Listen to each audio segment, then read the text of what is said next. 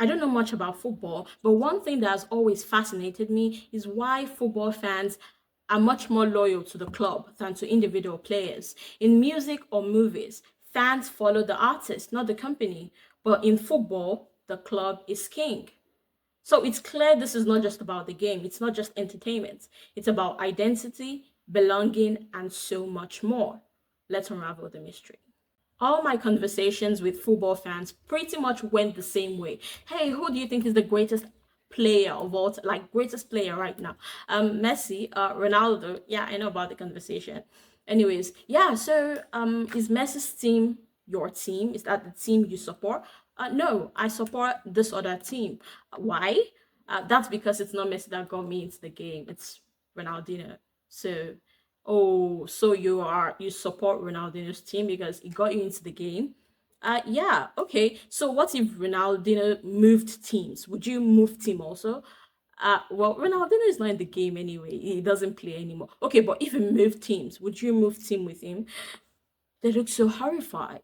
Like I asked them to divorce their wives. Why would you move teams? Well, because Ronaldinho was, is your player. So if you move teams, why not move teams with him? No, they all said no. Why? Well, there are other amazing players in the team. I ended up loving the club. That's their reasoning. They just can't move teams. Well, one of the biggest reasons for this loyalty is the culture of football. The way the sport is set up itself, it keeps telling you that no individual is greater than the team. And one of the way it does that, first of all, look at the way the game is played. It's a team sport. It requires collective efforts. It's not like tennis or boxing, which just requires an individual to do well on their own, whereby their performance determines their victory or defeat.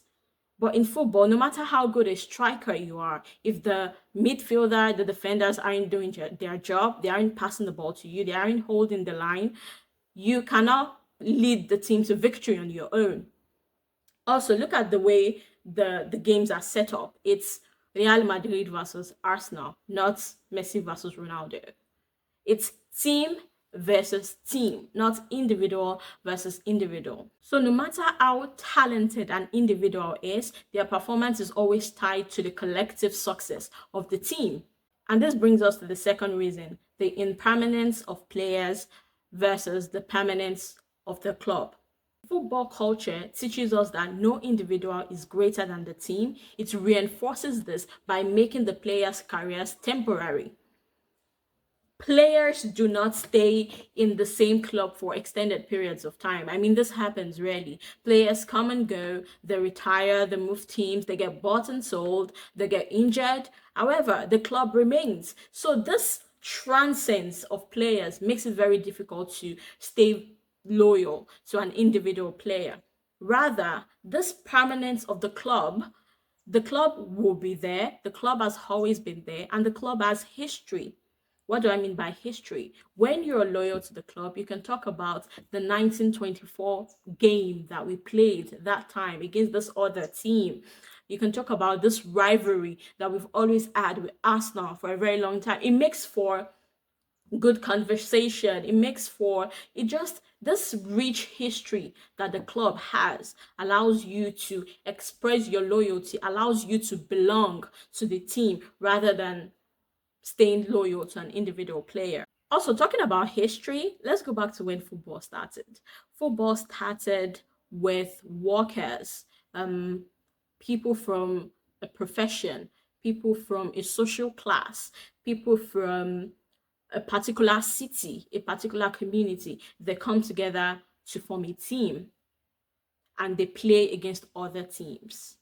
So right from the start, if railway workers come together and they say, okay, we want to play together as a team, other railway workers identify with that team because this is a team that consists of railway workers. So I want to see this team win because it feels like we are one. We are part of this together. It's not they won, it's we won. So you identify with the team, not with the individual player. So even if players switch out, the fact that that team is still comprised of railway workers and that this is the team I will support still remains.